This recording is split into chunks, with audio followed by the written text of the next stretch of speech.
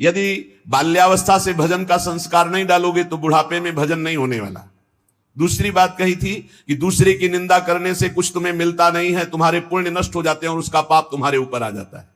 तीसरी बात कही थी यदि भक्तों की निंदा करोगे तो सकल सुकृत नष्ट हो जाएंगे, कई जन्मों के किए हुए पुण्य तुम्हारे उसी क्षण नष्ट हो जाएंगे जब भक्त निंदा करोगे, भक्त अपराध करोगे। भक्तन निंदा अति बुरी भूल करो जिन कोय, किए सुकृत सब जन्म के छिन में डारत खोए। सब जन्म के छिन में डारत खोए, एक क्षण में भक्त निंदा जैसा कोई महापाप नहीं, वो सब तुम्हारे पुण्यों को नष्ट कर देगा। चौथी बात कही थी भजन करने वाले को ईर्ष्या नहीं करनी चाहिए किसी से। मत्सर क्रोध भरे रहे अरु सहाय अभिमान, बिन पावक जरिबो करे महामूढ़ अज्ञान। उसका भजन आनंद नहीं दे पाएगा। जो दूसरों से ईर्ष्या करता है, जो अहंकार, किसी भी तरह का, धन का, बुद्धि का, जाति का, कोई भी अहंकार करता है, ईर्ष्या करता है, क्रोध में भरकर दूसरों को कठोर वचन बोलता है, ऐसा हृदय से जलता रहता है, कभी शांति को प्राप्त नहीं होता, उसका भजन में प्रवेश नहीं हो सकता। अब सुनो कैसे भजन में प्रवेश करें। पहले स्वभाव गंभीर बनाओ।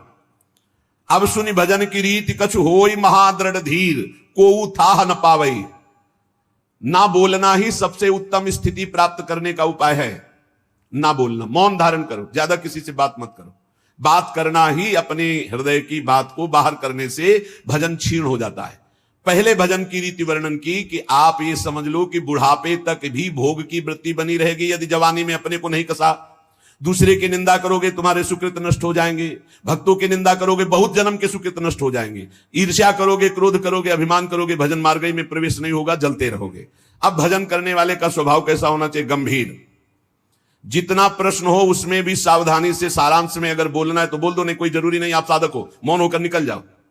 आपसे कोई पूछ रहा है श्री हरिवंश कै बजे सत्संग होता है, आपकी रुचि है तो बोल सकते हो, आपकी रुचि नहीं तो आप नहीं बोलो, कोई अपराध नहीं, क्योंकि आप नाम जप कर रहे हो, आप मौन व्रत लिए हो, आप उपेक्षा वाले मार्ग हो, सबकी उपेक्षा करना, तो इसमें आपको कोई दोष नहीं लगेगा। आपको है तो आप वहां जाकर पूछ लीजिए।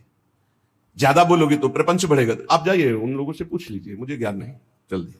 या फिर बोले ही नहीं, मानो सुना ही नहीं, पागल जैसी चेष्टा करके निकल गए कि इसको सुनाई नहीं देता क्या, नहीं बोले।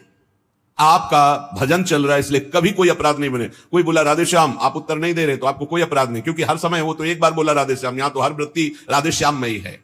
गंभीर स्वभाव, को थाह न पावई जहां नीर गंभीर। जैसे जहां अगाध जल होता है कोई था नहीं ले सकता, ऐसे ही साधक का अपना स्वभाव बनाना चाहिए। उच्च श्रृंखल स्वभाव नहीं बनाना चाहिए, बहुत बातचीत करने वाला स्वभाव नहीं, गंभीर, चुप, शांत। जाको जैसो भाव है मन में धरि विश्वास, कर्म धर्म अरु लोक कुल तोरे सबकी आस। जिसका जो भाव है वही सिद्ध होता है। गुरु प्रताप से भाव धारण किया जाता है, मनमानी नहीं। जैसे कई लोग प्रश्न करते हैं हम तो ऐसा ऐसा भाव रखते हैं भगवान पर, वो तुम्हारा रखने का भाव था। अब जब गुरु से जुड़े हो तो आचार्य परंपरागत भाव स्वीकार करना चाहिए। नवीन साधक को भाव के चक्कर में नहीं पड़ना चाहिए, पहले साधना में लगना चाहिए। भाव ऊंचाई की बहुत बड़ी बात है, पहले अनर्थ निवृत्ति करो, बुद्धि को पवित्र होने दो, नहीं तो भाव में विचलित हो जाओगे।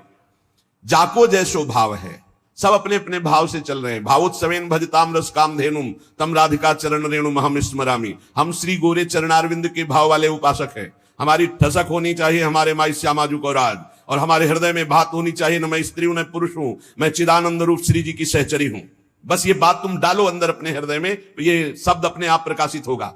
जाको जैसो भाव है मन में धरि विश्वास, दृढ़ विश्वास धारण करो कि मैं श्री जी की सखी हूं, मैं प्रियाजू। ये बड़े बड़े दंडकारण्य के ऋषि, श्रुति, मिथिला की बहुत भागवतिक वृत्ति, ये सब आके गोपी हुई हैं।